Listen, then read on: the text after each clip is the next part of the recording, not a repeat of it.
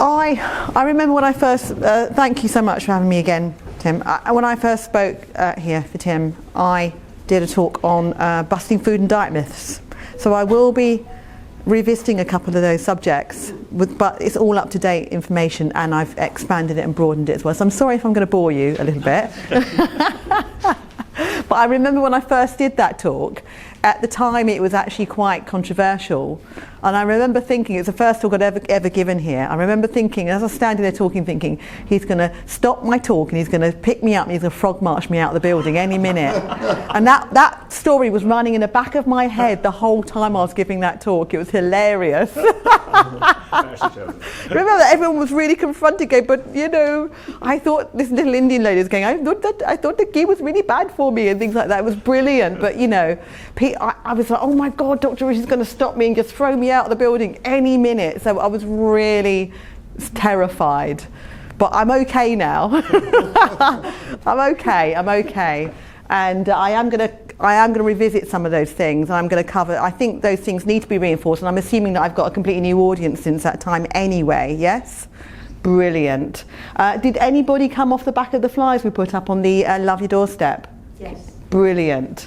Thank you so much for coming. I really appreciate it. Okay. All right then. So obviously, as you can tell by the title, I'm going to be talking about ultra-processed food, which is it is a sneaky little thing that's sneaking into our diets without us knowing, and I'm going to try and put some definition on it. Now, what I've got to warn you is it's a huge subject, and I'm not going to be able to cover everything definitively. Okay.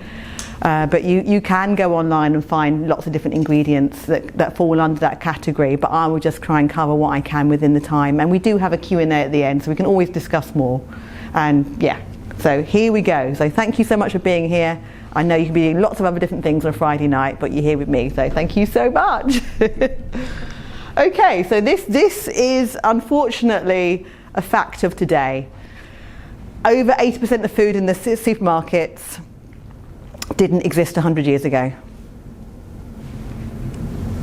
I mean, we can see a lot of it is ultra processed, yes? Am I standing in anyone's way, by the way? I could actually stand out the way.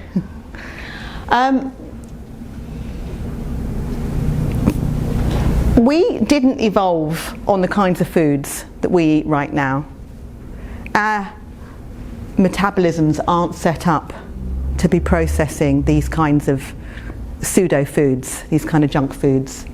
And you know, most of human history we were just eating whatever we could find, you know. But certain things changed, and most of those were political, making political decisions about feeding people en masse and making it cheap and easy to feed. Okay, so these are the shifts that happened with our eating culturally and economically. It was all made really by government, people at government level, and it's still being, those decisions are still being made by government at government level. But we are suffering. We're the ones that are suffering. We are currently going through a huge health crisis. Now, the government Eatwell Plate, and I did mention this when I first gave that talk, but at the time I was just complaining about it. Now it's been publicly discredited. So I feel really like, yes. I remember just picking it to pieces and saying how awful it is. But now it's in the British Medical Journal, and it's written by Zoe Harcombe, and she basically has exposed it as being something that's pretty much built by the food industry for wealth and not health. And we can see why. Well, and if you don't see why now, you will see it when I go through the talk. So we are having a huge surge in both metabolic syndrome and neurodegenerative problems. Now, neurodegeneration come out of metabolic syndrome. Metabolic syndrome is it's an umbrella term for anyone that doesn't know what that means. It's basically an umbrella term for things like diabetes, heart disease, insulin resistance, obesity, that kind of thing, yeah? It's an umbrella term. And these things have been linked scientifically now to neurodegeneration. And we have an alarming rise in it every single year. It is going up and up and up. And dementia is getting worse as well. It's quite worrying, the statistics on what's happening crisis-wise and the nation has literally eaten itself into a state of avoidable chronic disease, and the government's doing absolutely nothing about it. We will talk about that though. And unfortunately, the world's largest food companies are the government's nutrition advisors. So, you know, for those who say, I trust my government, maybe reconsider and have a look at like who's really involved. The metabolic, I think it's diabetes alone, on its own, with all its complications, is costing the NHS £14 billion a year. Okay? Now, diabetes, too, is avoidable and preventable. I think we can all agree on that. Yes, you can reverse type 2 with diet. So, this is in the British Medical Journal, that evidence shows us that eating ultra-processed foods on a regular basis will lead us to at least 32 different negative health outcomes. That's putting it lightly. This is what they could find evidence of. And that it shortens your life. It's a fact, according to BMJ anyway. Yeah, we're going to go through it though. So, ultra-processed foods you will find packaged up and sold to you as healthy, super good for you, and I think functional foods is another one. We heard of functional foods, low in your cholesterol, low in fat, high in fibre, you know, and all the kind of like the how can I say, the strap lines like energy release throughout the day, good for your heart. Yes, we've heard all those strap lines. Well, you can pretty much be sure that most of them are not true.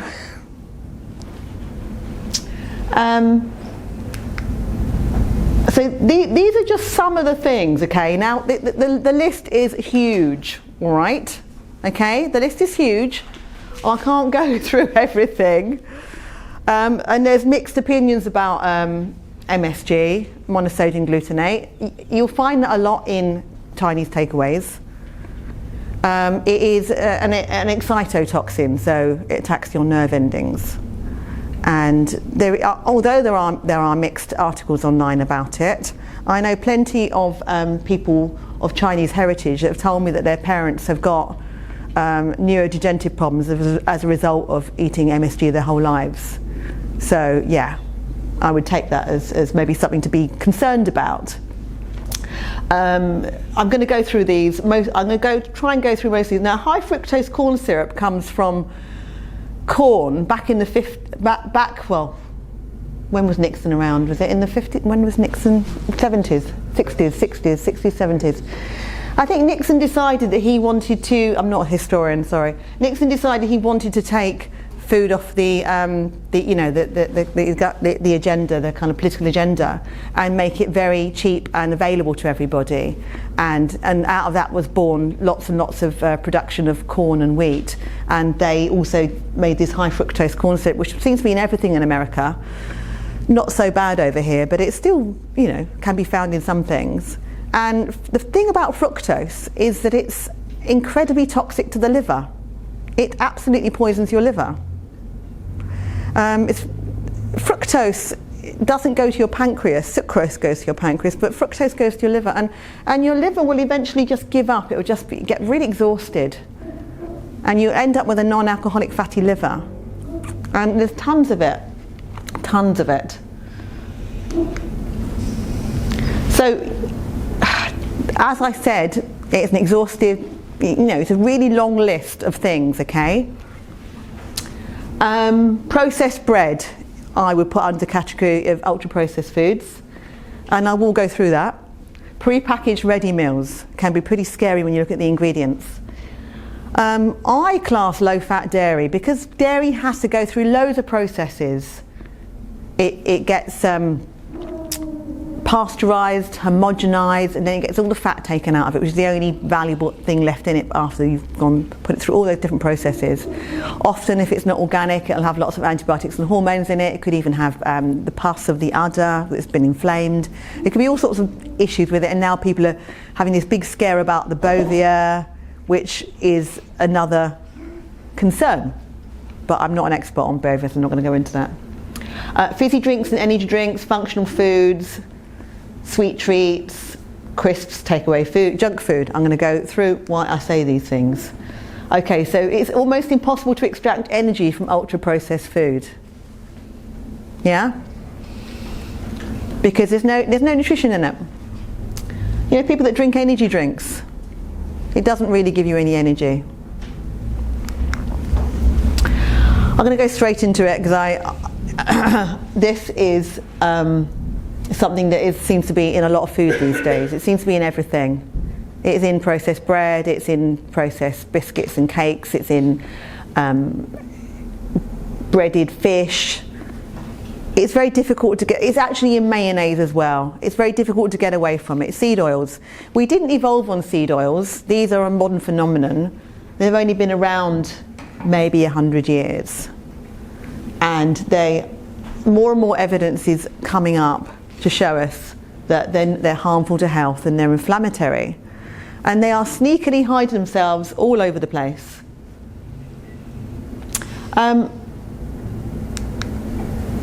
This is my picture, by the way. This is walking outside at a takeaway down Stroud Green Road. And this is what all restaurants and takeaways cook in. And it's not nice. It's really not nice. But you can go around the back of any restaurant or takeaway and nearly all of them are using this stuff. I'm sorry to say, those who like eating out. And they buy it by the barrel and it's cheap. It's very, very cheap. And sometimes it's a blend. It won't always just be rapeseed, it'll be a blend of rapeseed and soya, or rapeseed and sunflower. It's whatever I looked up Katie, I looked up their, in fact, I looked up the company that makes these. It's pretty grim, you know.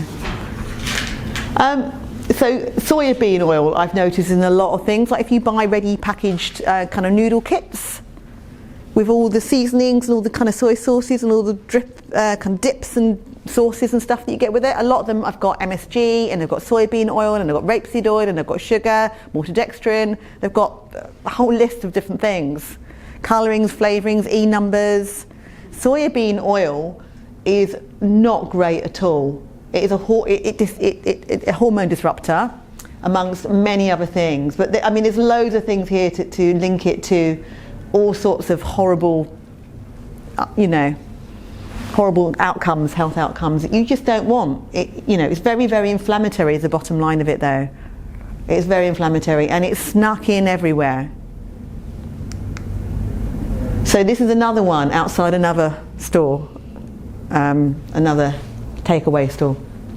So it's got dimethyl polysiloxane in it, produced from genetically modified soybeans. Who's happy about that in their body? Anybody? It's quite worrying, isn't it? But if you're buying a product and it says vegetable oil, it could be that. A lot of biscuits just say vegetable oils. A lot of products do. They just say vegetable oil. Yeah, and it could be that because it's cheap. It's really cheap. I looked up Olympic. That's where I went. I went on their website and was horrified. I was absolutely horrified because you can buy these huge vats of toxic seed oils from them. Yeah, pretty scary. And go down the back of any restaurant. It'll be out the back. But these people, it's out the front. It was out the front, on the pavement. So and this is an example of a packet of noodles that my boyfriend bought, and I was really not happy with him. Yes, but it's got the whole. It's got flavour enhancers. It's got E numbers. It's got sugar, glucose. quite a lot of E numbers. Yeah. Now some E numbers are okay, allegedly, but you really just don't know what you're eating here, and there's a lot of sugar in it. So these are the key elements of what is an ultra-processed food. It tends to have more than 5 ingredients. Added sugar. The salt won't be good salt, it will be table salt, so it'll be kind of like bleached and deodorized and have all the minerals taken out of it, so it'll be rubbish kinds of salt. Colours, emulsifiers, preservatives, stabilizers, bad oils, additives that imitate flavour, colour or texture of less processed foods. And ingredients not found in nature. Well, high fructose corn syrup is a result of a process, it's a processing, yeah. And they're also defined by what they lack. They're ready-to-eat products, and they're just not vegetables or grains or just real food. So that's, as I said, ultra-processed food shortens your life. So what I'm going to do now is I'm going to go into a few things that I consider to be ultra-processed. Okay. Fruit juice. Now, there's a really great. If anybody wants to go on and spend an hour of their time watching a lecture, there's a brilliant lecture on YouTube called Sugar the Bitter Truth by Dr. Robert Lustig. It's an absolutely amazing lecture, and it's all about fructose and how it poisons your liver. It's very, very lipogenic, which means the moment you ingest it, it turns immediately into fat in the body. What did you say then? Sorry. What was the name? Dr. Robert Lustig. Thank you. Yes. And that's a brilliant lecture. It's called Sugar the Bitter Truth. He's giving that lecture at a university, and he goes into all the reasons that fructose is not great for the body. It is the main culprit to elevated blood pressure. Yeah?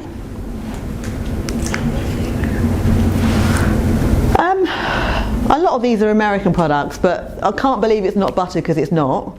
It's definitely over here. We have Burger King over here, Ben and Jenny's, and am I allowed to say this? I'm probably not allowed to say this, am I? But we've got quite a few of those things over here. And they are ultra processed because they're not real food, okay? And they're using emulsifiers, diglycerides, all sorts of things that one can't even pronounce in their products. And it does pay to pay attention when you're shopping and to look at your ingredients list. It always pays to pay attention. And when they say vegetable or animal fats and oils, you don't know what those are. They could have been that barrel I just showed you a minute ago. It could be, genetically modified soybean oil. And the impact over a period of time is it's going to be not good. Unfortunately, the vegan market and all of the processed vegan meats are very, very, very highly processed. They're some of the worst things out there. The the whole kind of alternative range. As you can see, this particular one is not great, and I wouldn't eat that personally. Canola is grapeseed oil, by the way. Canola is the American version of rapeseed oil. It's part of their kind of cousins, but rapeseed oil has a toxin in it which attacks the nervous system, and I'm not a fan of it. Cereals go through a lot of processing. Now we are told that these cereals are lovely and healthy and wholesome and rich in bran and they're really good for you, and that's the way to start the day. But you can't imagine what kind of processing they go through to get to that stage. They're often heated to very, very high temperatures in huge big vats, like big pressure cooker vats, and then they're extruded through tiny little holes through kind of as a mush, and then shaped in these little kind of heat processing machines. Somebody in the cereal industry told me this, by the way. Somebody, who runs his own cereal company. So they do all sorts of things. And then the things that have got all the bran in them, all that bran is nature's way of protecting the seed or the grain from being eaten. It wants to live, it wants to thrive, it wants to grow. It doesn't want you to eat it. So it's got protection mechanisms in it called phytic acid. And phytic acid blocks the absorption of calcium, magnesium, copper, iron, and especially zinc in your body. And it's got things like lectins, which cause intestinal permeability and into leaky gut, you know, not good. If you're going to be eating grains, ideally you'd be fermenting them into sourdoughs. You'd not be eating them like that. So people were not eating bread the way we eat bread now. People were making bread 14,000 years ago, but it was naturally fermented, naturally leavened. Yeah, it didn't have industrial yeasts, flour improvers, soybean oil, rapeseed oil, sugar, you know, all those different things in it. That's not how people ate, and I can tell you absolutely. And they were using ancient wheats, not modern wheat. A lot of the wheat that we're using now is modified from Canada. It's not, I mean, we're not using our traditional wheat in the way the Italians do. They're using their own wheats. Our own wheat is einkorn. And that's, I don't know why, maybe it's just not economically viable. But that's our own wheat. But we're using modified wheat from Canada.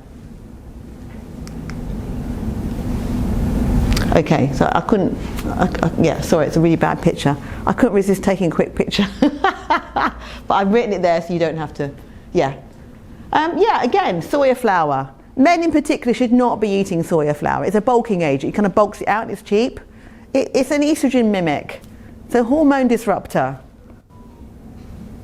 I've heard of stories of men growing boobs, you know, eating too much soya. Or you can get kidney stones from it as well. It can lead to all kinds of problems. And there's all sorts of things in there, kind of flour improvers, that really are just industrial. They're not natural. Yeah, they're not naturally fermenting it and slowly leavening it. Yeah. The problem is that the gluten-free ranges are even worse when it comes to chemicals. They're awful. If you've got a gut problem, you've got a compromised gut, and you have to eat gluten-free, those breads will make it even worse. They'll compromise it even more, I can assure you. They're awful. They're full of rubbish. And I was going to take a sneaky pic of that as well, but I didn't get around to it. so you know, lovely. That looks nice, doesn't it? Yes. Does that look nice? That looks nice, right? That is nice. You know, traditional bread is slowly fermented. It's sourdough. It's using, you know, proper grains, whole grains, neutralising the phytates. Can you actually get that in a supermarket? Not in a supermarket. You can get it at Holt White's Bakery. Holt White's, yeah. You can get it at Holt White's Bakery, yeah. And they use pretty good grains actually. I think they use traditional organic British-grown grains. What about Gales? Gales are, yeah, they're not quite as good as Holt White's, but they're okay, yeah. Okay, so functional foods, they are super ultra processed. They rich in heart healthy omega-3 and 6. At one point it was, yes, before they processed it, before they put it through a whole load of heating, degumming, bleaching, deodorizing processes. And they completely destroyed all the omega-3 in it and left the omega-6 hanging on in a deformed, oxidized way. Very, very harmful. So this is I have to go through this. I went through this in one of my previous talks, so Dr. Rich is probably very bored of this now, but we are basically looking at the way they make margarine, which is degumming, bleaching, hydrogenation, neutralization, fractionation, deodorization, emulsification. High temperatures, which completely destroy the chemical structure of the seed oils. Leaving behind nickel, a metal that is known to cause cancer. They're basically creating fatty acids that rarely occur in nature. These are not real food.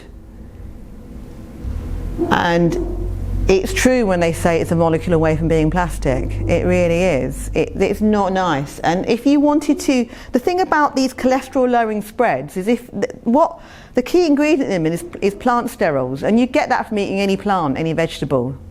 So they're a complete and utter con. So if you were worried about your cholesterol, just eat more vegetables. Yeah? You don't need to be buying functional foods. They're a complete, utter waste of money. Even the dog outside agrees with me. So it's not natural, it's not healthy, and it can't be defined as a real food. Okay, so here are these are some of the ingredients you'd find in a margarine. I just wanted to add that it is my life's ambition to cause margarine companies to go bankrupt. And you're going to help me today.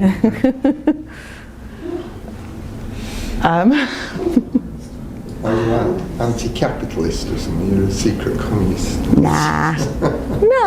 No, it's just for health. I'm not against people making money.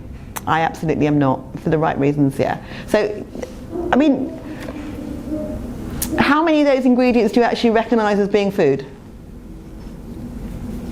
I mean, there are a couple: skimmed milk powder, vitamins. They have to add the vitamins A and D, because once it's gone through all that process, it's just grey sludge and there's not a single nutrient in it.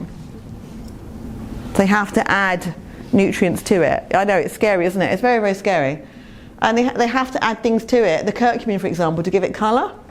That's from turmeric, because it's grey sludge. They actually used to use it to oil machinery.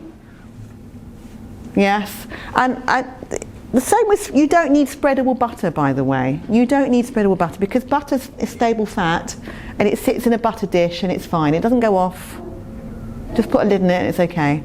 Unless we're going through a heat wave and then it'll melt, but other than that, it's fine. Yeah? So that's the ingredients in butter: milk and salt, that's it. Okay, so who do you trust? A chemist or a cow? In this instance. I mean, you wouldn't trust a cow to give you your prescription at a pharmacy, of course. But when it comes to things like this, trust the cow. So yeah, so they did a study in Framingham, Massachusetts, and they found the more saturated fat one ate, the more cholesterol you ate, the more calories you ate, the lower people's serum cholesterol was, and they found that the people that ate the most cholesterol were the fittest and had more energy and the healthiest, and they had less chance of having a heart attack. And that was a 40-year study it did with thousands of people. And Dr. Sunil, who I follow, I love him, he's great.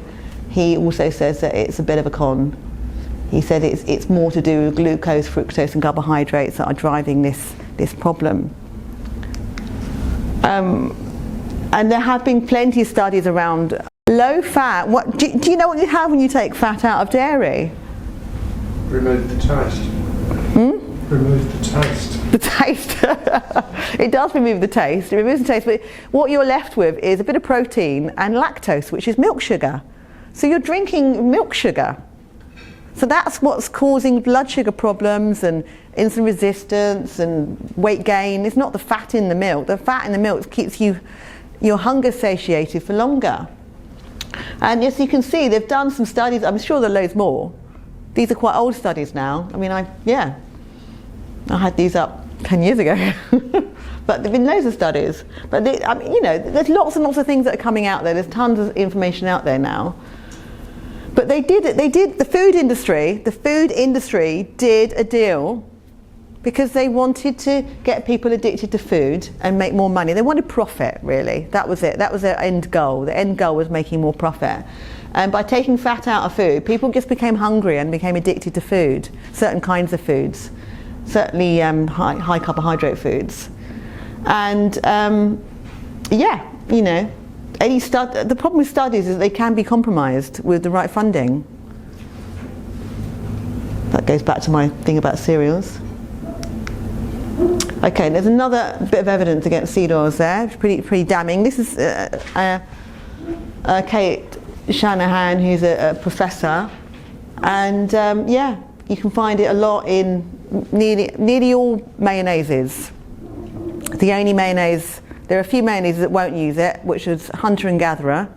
They'll use olive oil or avocado oil, which is not inflammatory. But it's in too many things, and we're all eating too much of it, and heart disease is going through the roof. It's supposed to be, I believe it's the #1 killer globally, heart disease, and a lot of ancient cultures have turned their backs on their traditional cooking oils for the West's notion of what's supposed to be healthy. I want to talk about crisps because people love crisps. I see so many people eating crisps. Everybody loves crisps. Who doesn't love crisps? We all love crisps, right? Okay, the thing about crisps is that they're cooking in that oil over and over and over and over again, and it's causing acrylamates, and these are cancerous.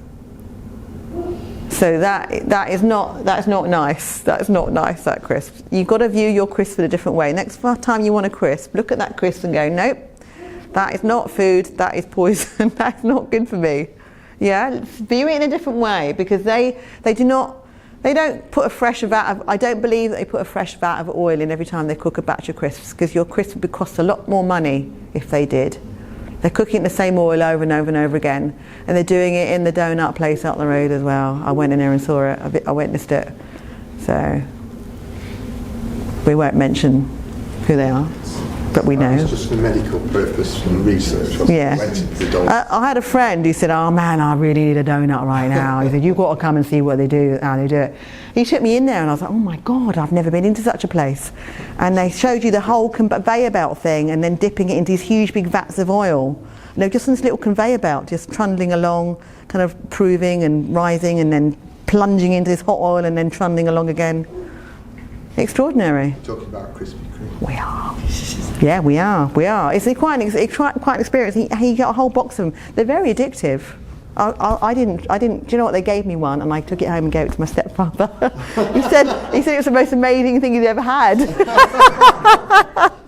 But it's not something you want to be eating all the time. It's really not. But these kinds of things, these commercial products, these are cooked continuously over and over and over and over and over again.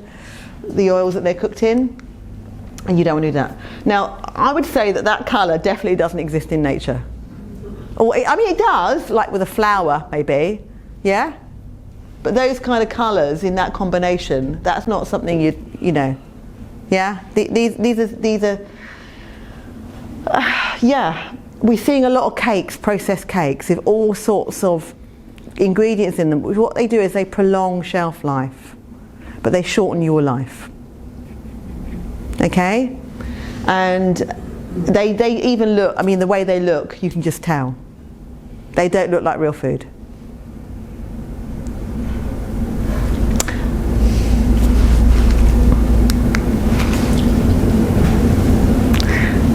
So, government policy is doing absolutely nothing about the rise in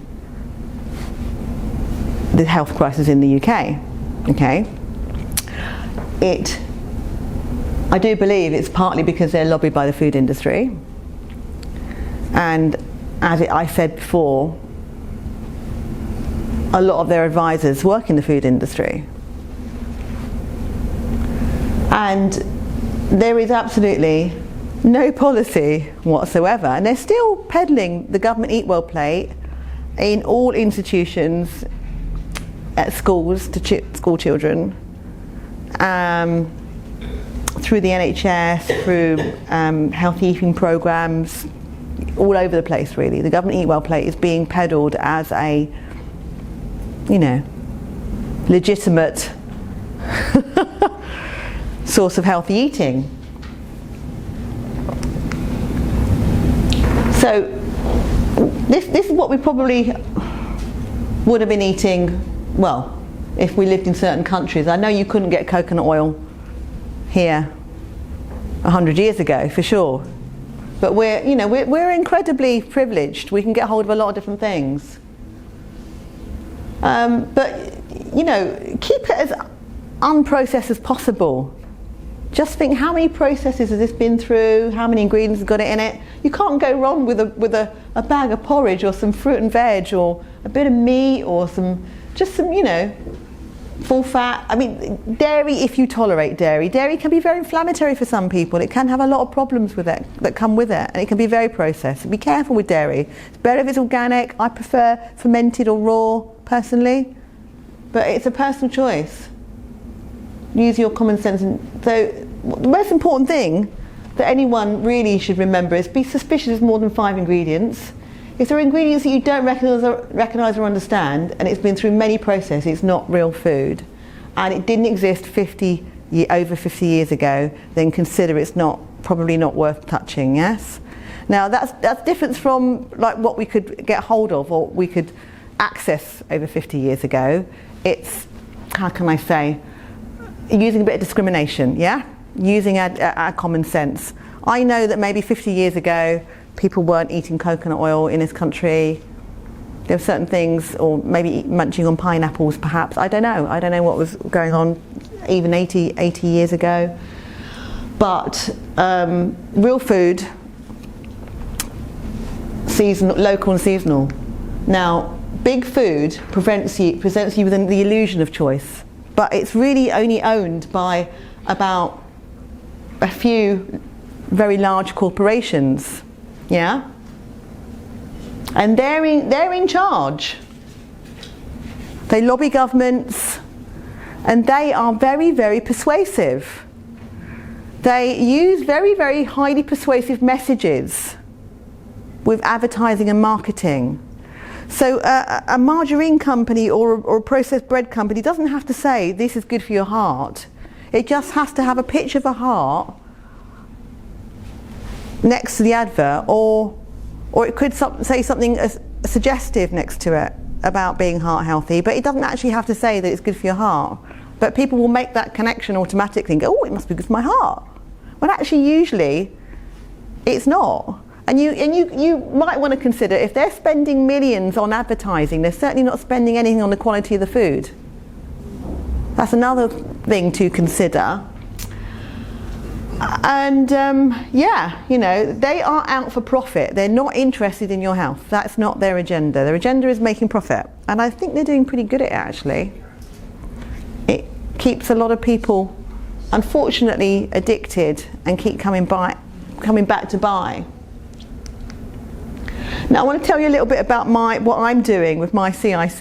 Now I've got you here. I mean, I've got you captured here. I've been doing this out in community groups for over 10 years now. A long time, maybe longer actually, dare I say it, probably longer, probably.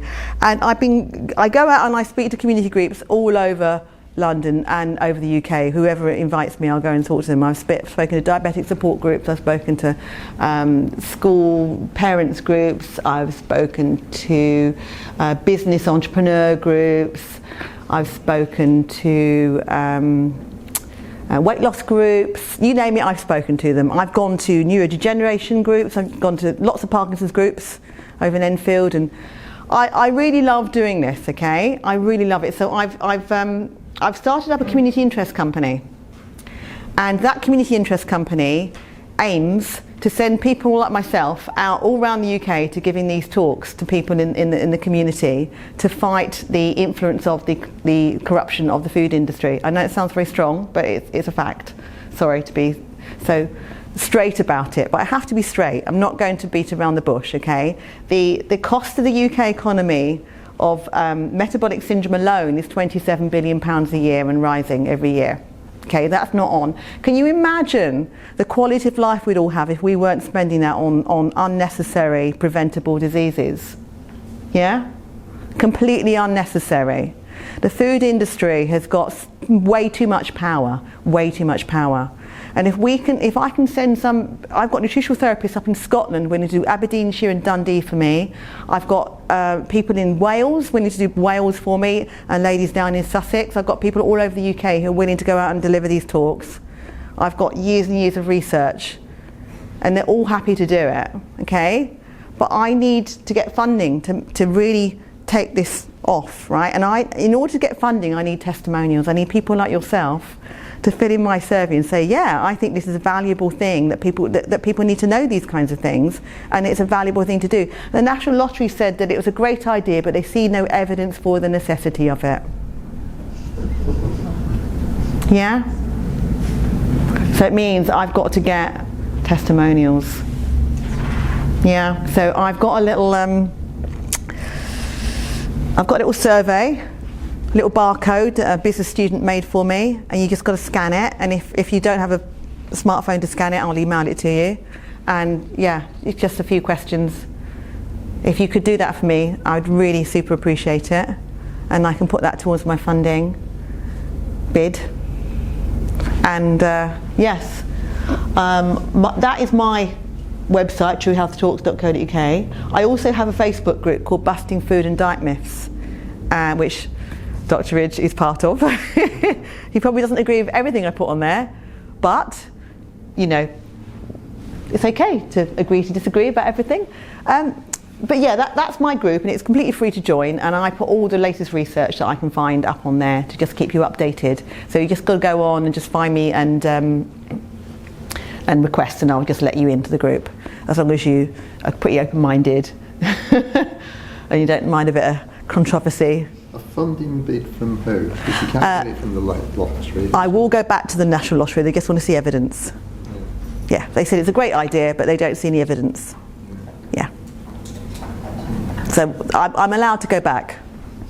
And they won't be the only funder, but they're a good one to start with, because they've got millions, haven't they? Yeah. But there are plenty of other funding pools, yeah.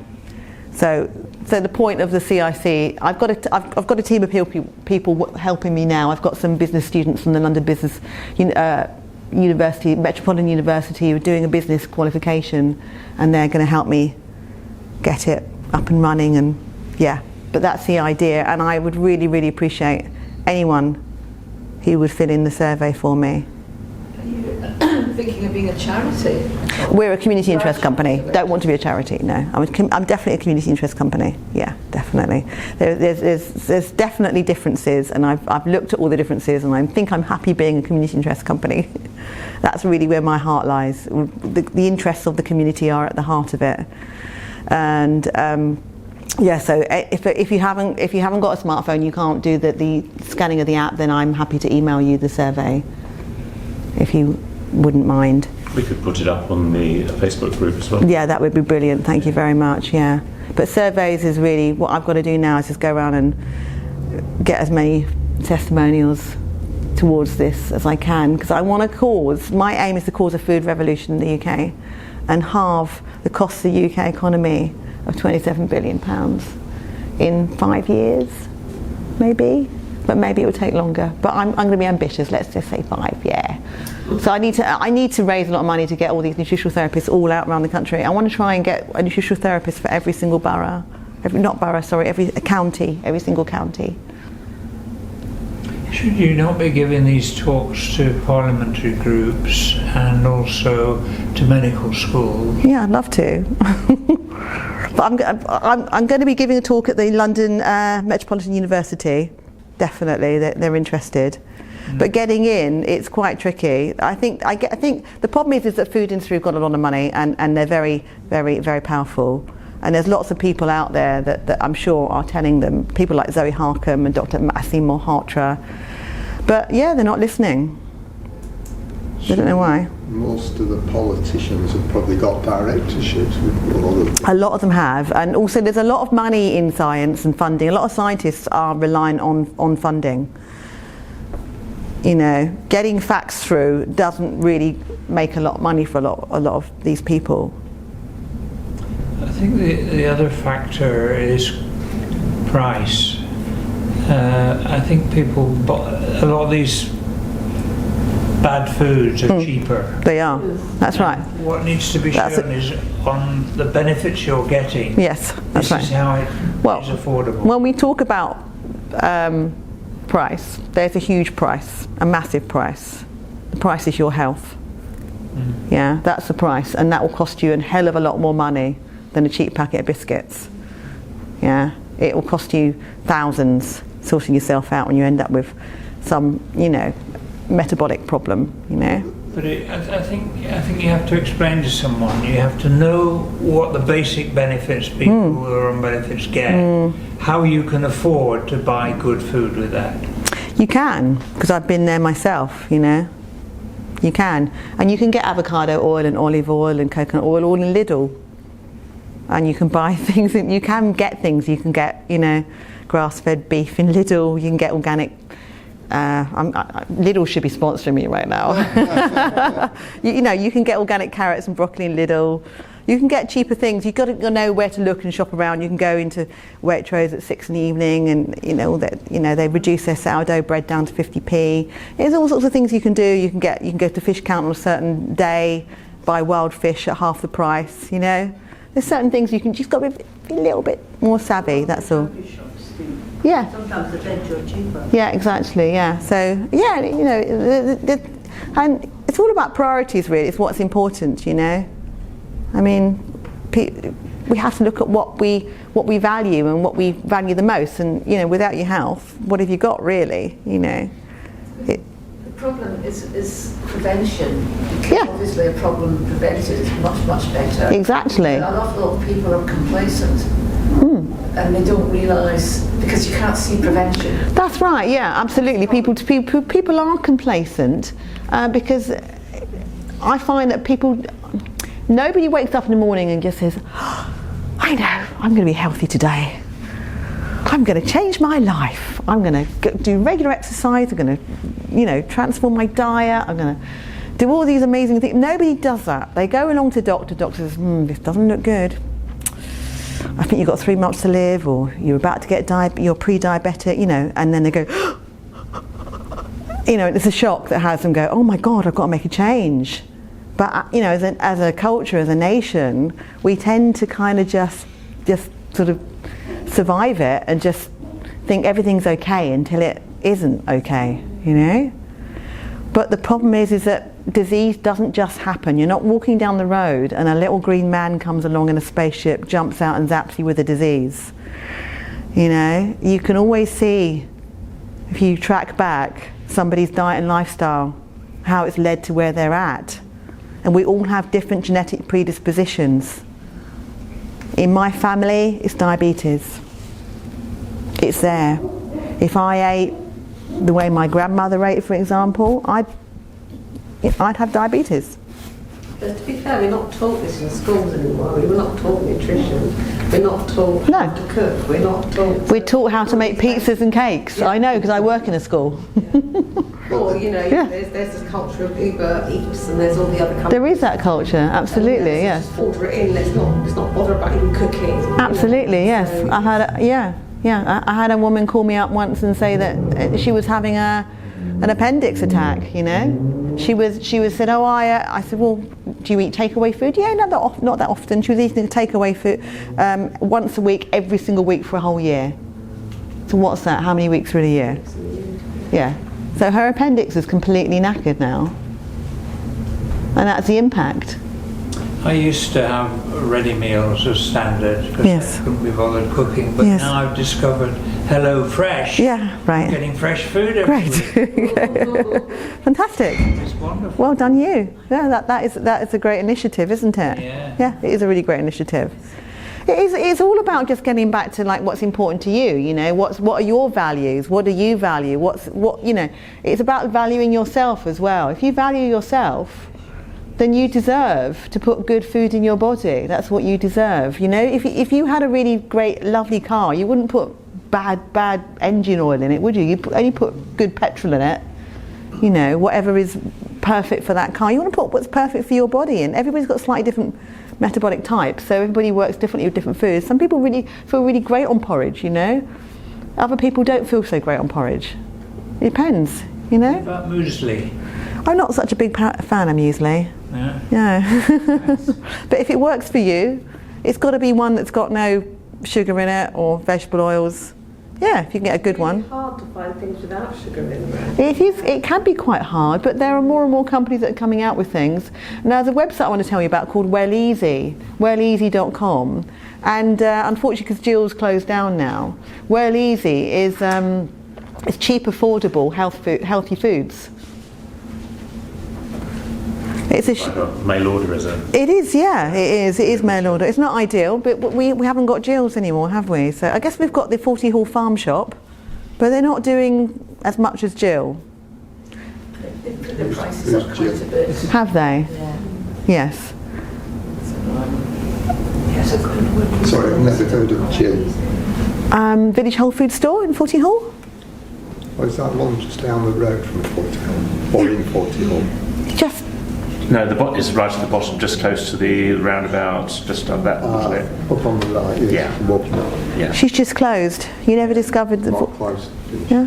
You never discovered. No. Oh well. I've been past it about Yeah. 100 Okay. times. Sure. Jill will be delighted to know that.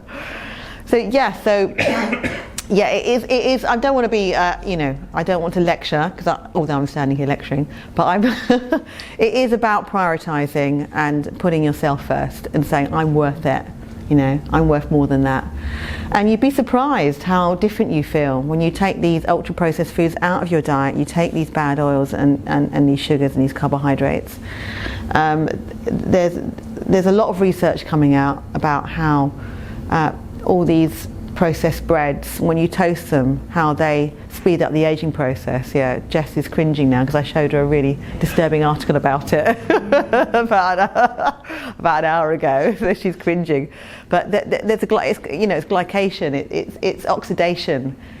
When you toast a bit of bread and you brown it and then you eat it, you're actually toasting yourself on the inside. You're speeding up the whole aging process. It's not a nice. I'll email it to anyone who's interested in seeing it. It's actually quite scary. It's enough to put you off eating processed toast ever again.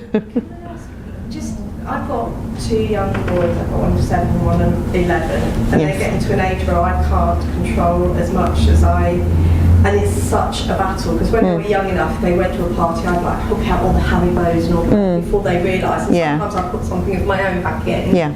But I can't do that with them now because they're quite savvy to it. Yeah. And I'm the mean mummy that doesn't let them have this, that and the other. And sometimes I have to pick my battles and I'll sit in the corner rocking whilst Daddy's taken them somewhere where I would never dream of taking them to have a treat. And I'm trying to explain that I don't think it's a treat and why. And That's right, yeah. Extreme one. So I'm trying to find like alternatives, and where I can, I make an alternative to something. I know what's gone into it, and they're quite happy with certain sweet treats that I'll make. Things like crisps. I know about little cereals and stuff. I don't know what to give them as an alternative. Yeah. Well, you can get crisps that are cooked in coconut oil. You can. Yeah, you can probably get it on Well Easy. Actually, you'll have to check but you can get them definitely. But then, the thing about that is you're still encouraging that habit. But you're right about the word treat. When you use that word treat, you give yourself permission to poison yourself. And is that the definition of treating yourself? That's a big question that you have to ask yourself. Yeah. And I find it really helpful. Like when you having a moment of weakness, you just ask yourself, does this honour who I am?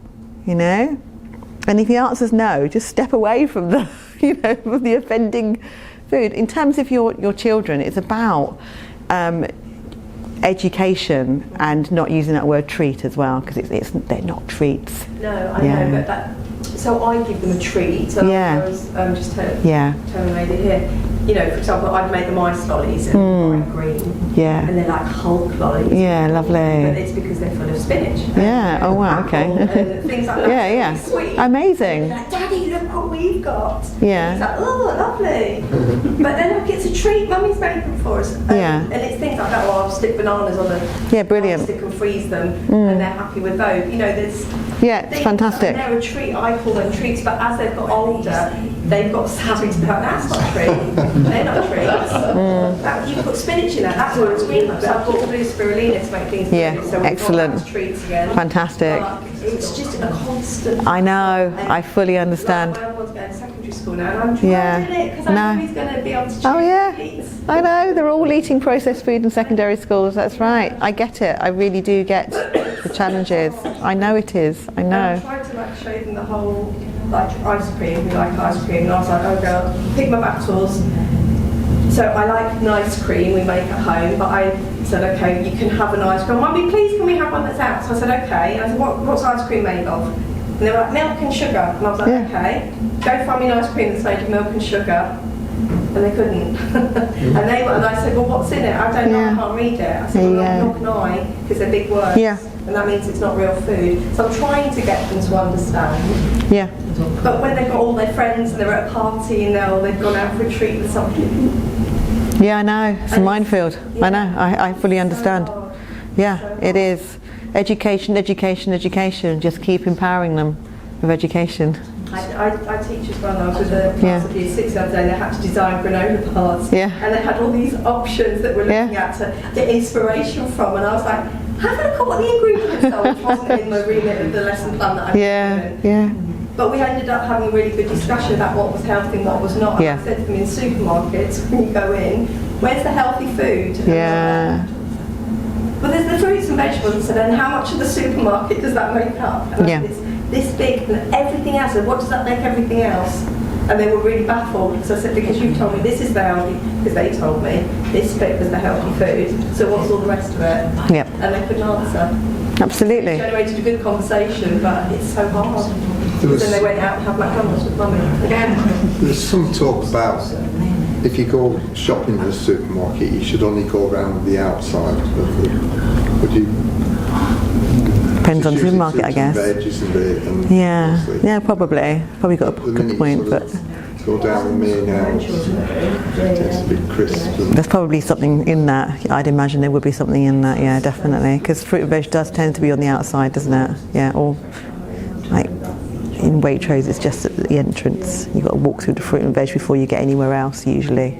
They even put fresh flowers near the entrance to convince everything's fresh. Yeah, that's absolutely right. Yeah. What do you think of plant-based milk? Ah, yes, that was something, guys. I was going to mention plant-based milk, and thank you so much for mentioning it. Plant-based milk, I was going to mention in my PowerPoint, but my computer just decided to freeze on me the other day, and I couldn't go any further with it. So that's why it's a little bit short. Plant-based milks go through huge amounts of processing, okay? And I just want to talk you through a few different things with plant-based milks. Did anyone here drink plant-based milks? Yeah. Quite a few people. What can anyone? Rapeseed oil. Yeah, that's right. The ones about rapeseed oil. So Rude Health and Plenish. Yeah. Rude Health and Plenish. The others, unfortunately, are mass-produced and are all using lots of emulsifiers and seed oils. So I wouldn't touch them. Califia? Califia? Califia? I don't know if I know them. It's meant to just have, it hasn't got any oils in it. So yeah, great. Brand, I think. Oh, sounds lovely. Okay, I'll have to check them out. There's Ecomel as well, you can get online, they're really, really good.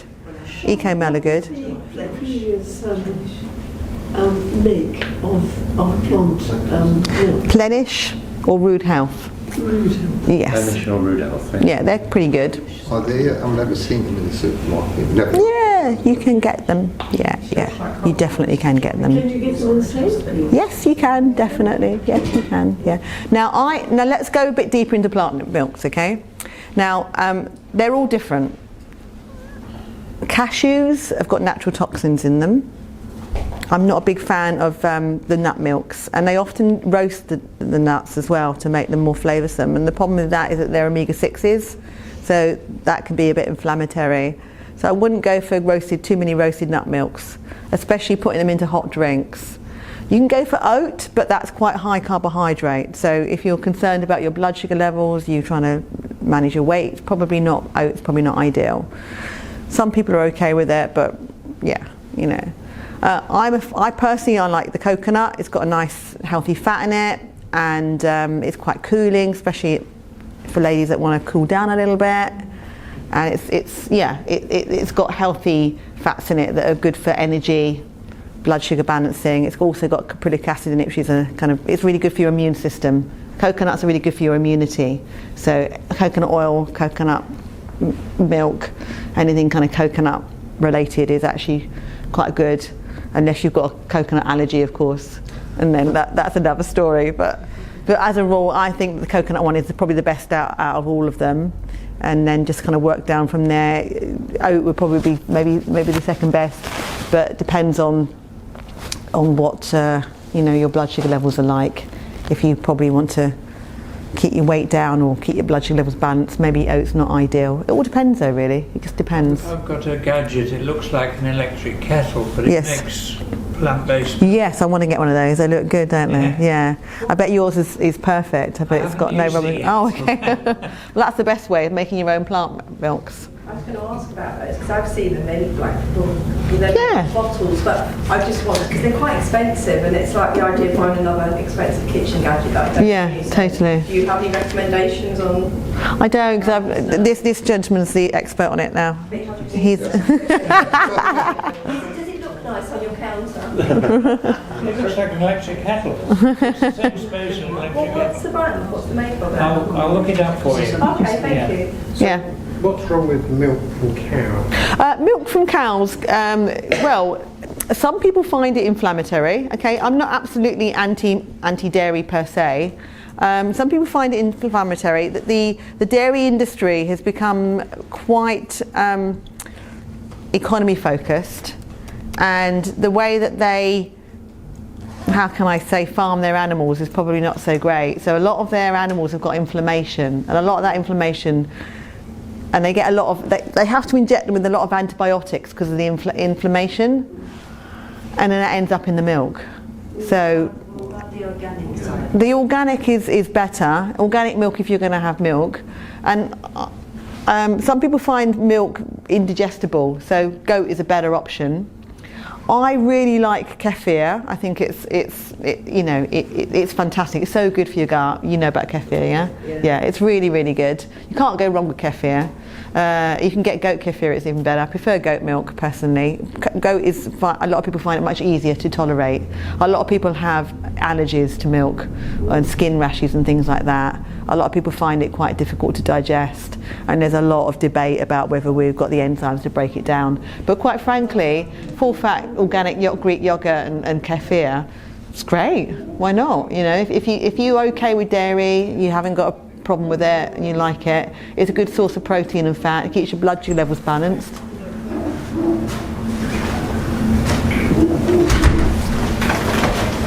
Yes, it's it's sometimes when you're really hungry and you just want something to keep you full.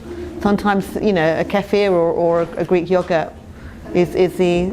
Kefir's from milk. That's right. Yeah, it's been fermented. It's a pasteurised. Pasteurisation, homogenisation, basically, not great. It's it's processed. Dairy is processed.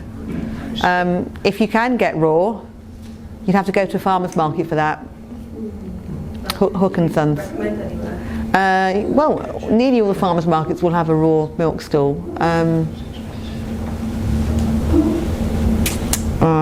Is there? There's one in Ali Palace. There is one in Ali Palace. It's mainly Hook and Son. Yes, he's the main one. But Ellie's Dairy, she does the goat one, and she's at Hampstead. Yeah, you have to go online. If you look up Ellie's Dairy blogspot, then you can find they'll deliver it to you. What is it called? Ellie's Dairy blogspot. Ellie's Ellies, Ellie's Dairy, and they do raw goat milk, and they do the cheeses and stuff like that, and I'll send it to you. Yeah, it's rather good. There's a company in Hertfordshire called Dawlicious, and I think they're doing raw milk.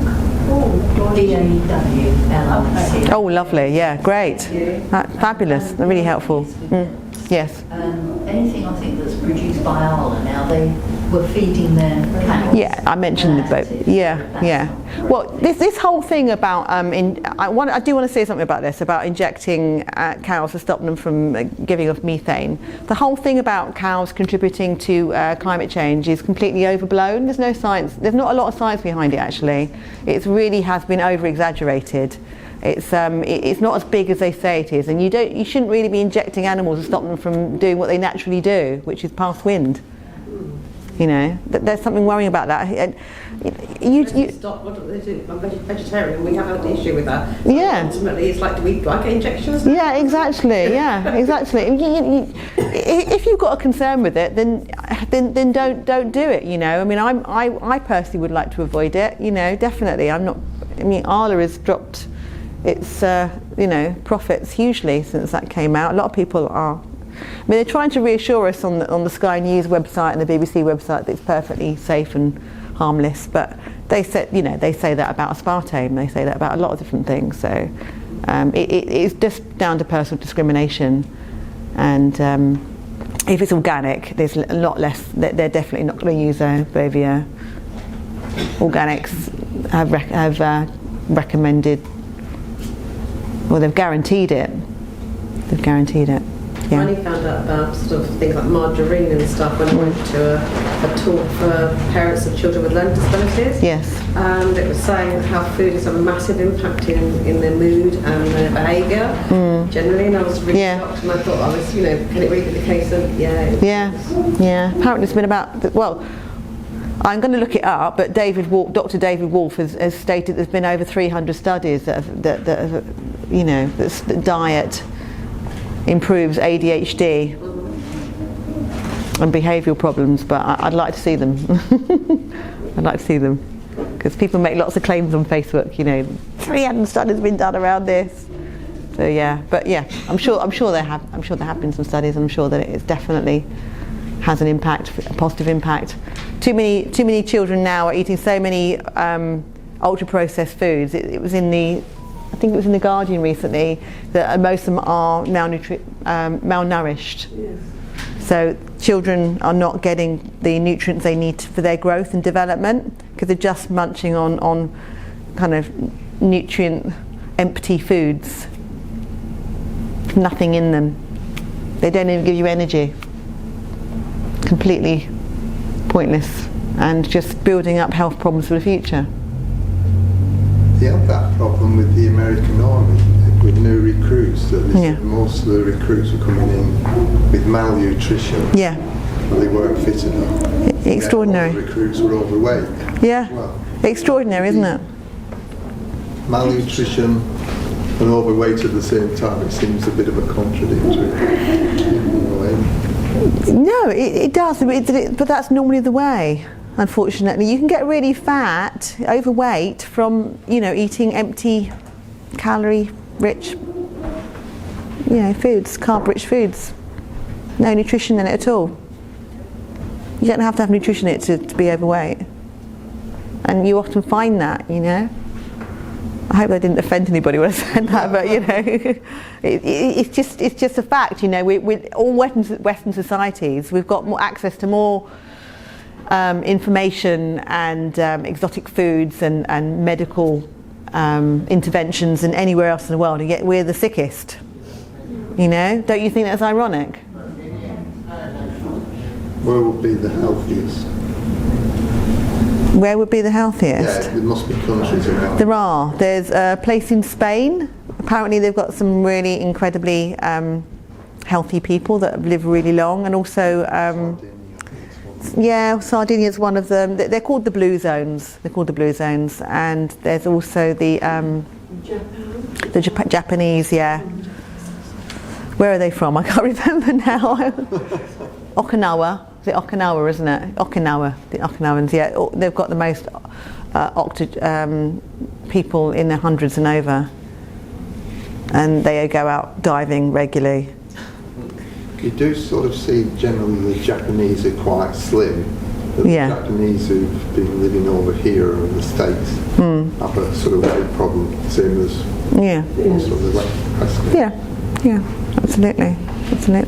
So there is a very famous book called, I think it's called The Blue Zone, and anyone's interested in kind of cultures that have got really fantastic statistics for longevity and health and well-being. They've done research on it, so you can look it up. Definitely. The documentary, I'm just looking it up because my friend literally sent it to me today, someone on Netflix, about the Blue Zones. I don't know what it's called. The Blue Zones on Netflix. Is it on Netflix? Yeah. About all of that. I think the woman's called Kathy Bear or something like that. I can't remember her name exactly, but yes. I'm just looking it up. Sorry, she sent it to me. Yeah, perfect. But there's also the westernaprice.org website as well. westernaprice.org. westernaprice.org. He was a dentist at the turn of the last century in America, and he travelled around looking at ancient cultures and what they were eating, and he found that what they all had in common was eating foods that were fermented, grass-fed meat, and just fermented foods really, and things that were just natural. He noticed that they had better jaw lines, better teeth, better skin, had better health all round. So westonaprice.org, westonaprice.org. Are you endorsing, is it the paleo diet? Sorry? The paleo diet? The paleo diet's really helpful if you've got any kind of inflammation going on or any kind of health problems. Then yeah, paleo diet's really helpful for people with autoimmune problems, inflammation, or anyone that wants to kind of like get their blood sugar levels. I don't know really what it is, but everybody seems to talk about What, the paleo diet? No, the inflammation. I went to the physio and I said I've got a problem with my knee, and she just looked at me and said that's just inflammation. But she didn't. It wasn't until I got my own doctor to endorse me getting an X-ray, and there was arthritis. But she just said, "Oh, it's inflammation." Oh, your body's on fire, isn't it? It's attacking itself. It's going. What? I don't. I just don't understand what inflammation is. It's like the body's responding, to things that are causing inflammation, like it's on fire. Like for example, the seed oils. They're causing the body to react and say, I don't like this. I'm going to attack you. Get away. Get out. So yeah, the body gets inflamed when you're. I'm sure there are lots of different reasons why the body gets inflamed. But if your diet's inflammatory, then you're going to have an inflamed body. Yeah. But you can imagine it's just on fire. You're really cheering me up. I'm sorry if I'm like the bringer of doom in terms of food. But I hope that some of the takeaways that you take away from this will basically stop you from going down that pathway of metabolic syndrome, which so many people do these days. And people aren't doing it consciously. It just kind of happens unconsciously. We're just kind of eating and just living and surviving. And the foods just kind of sneak in and we don't notice, and then before you know it we've got some health condition. So yes. I was at a local concert and they had an interval. All there was crisps, crackers and fruit juice. Yeah. The only thing that was probably the least bad thing was the water. Yes. That was it. There was no other choice. Yeah. So that's people that really don't know what any alternatives might be. They probably would think they were convenient to have anyway. Yeah. Well, that's just, we're living in a society of convenience. But as I say, the health crisis is if you go online and look up statistics of things like diabetes, heart disease, dementia, Parkinson's, Alzheimer's, you'd be really shocked. You'd be really, really shocked. Enfield's got the highest rate of dementia in the whole of London. Where? Enfield, yes. It doesn't surprise me. More people should be coming to these talks, shouldn't they, in Enfield? They've got this resource and they're not, obviously. Only dementia day centre, that's why. Yeah, okay. Well, maybe it's more documented here as well, though, given that it's the only day centre. Also very near the incinerator. Yeah, that's nothing to do with no, that incinerator. I know that. Yeah, a lot of people. Brings all their waste to burn it in. It's not great, is it? Is that's Edmonton, isn't it? Yeah. Yeah. I've heard some not great things about that. Definitely. Yeah, that's quite worrying.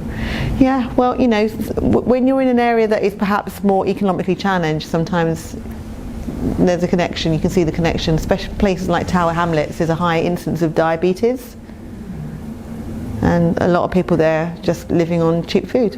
Is that because it's mainly Asian community and they're eating our sorts of food now rather than... Yeah, that could be part of it, yeah. Yeah, definitely. Well, they don't anymore. When they move over here, they don't stick to their traditional diets. A lot of them are just taking on the Western diet. And also they're not getting the vitamin D that they would get back in their countries. And we've got very low amounts of vitamin D in this country. Vitamin D is really protective against inflammation, super protective. It really helps. Probably out in the sun. There you go then, lovely. Or just, exactly. You can't imagine. About inflammation. Anything with itis on the end. Yeah, that's right.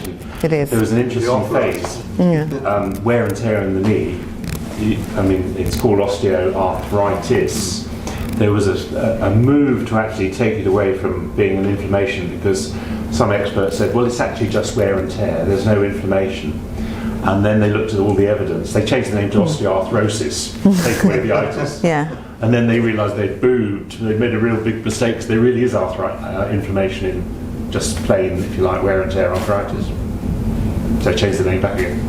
Yeah. A bit like the Enfield stores and the hot bowls. Yeah, so... Sorry to keep talking. If anybody wants to question, fire Not at all, no. If you sort of, the doctors say 25 years ago were all endorsing low fats I know. and everything. I know. So have the doctors made a mistake? We should be... Doctors are just following guidance, at the time, just... Because we all talk about 5 a day, but if you go to Japan, it's something like 7 or 10 a day, isn't it? Yeah, that's just a made-up figure, 5 a day. Nobody really knows where it came from. And the low-fat thing, it was all just down to political decisions and doing deals with the food industry, and people just, just saying, okay, we'll take the fat out of it, we'll just put more sugar in it and make it more addictive. Yeah, doctors haven't trained in nutrition, they just follow the guidelines, That's all they're doing. Absolutely. That's it. And that's fine, it's just that it is what it is. Yeah, In terms of changing the guidelines, you were talking about National Lottery saying, where's the proof? Yeah. Have you got a book that you're new to come out to actually put this together so you're published? That'd be nice, wouldn't it? I should do, really. But, there are plenty of... if anybody's interested in reading books about this, there is the Ultra-Processed People. There's lots of different amazing books that you can read about this, but I should write my own. I'd love to, if I have the time. These little human beings that are all ultra-processed. Yeah. I think you're champion for it. But if anybody would like to either be emailed the survey or any of the PowerPoint or any of the information I spoke about, I'm very happy to do that. If you want to write me your email down, or scan the little barcode that I've got. I've got the barcode, yes. But it's all helping. It all starts here in Enfield. It's all helping with the cause.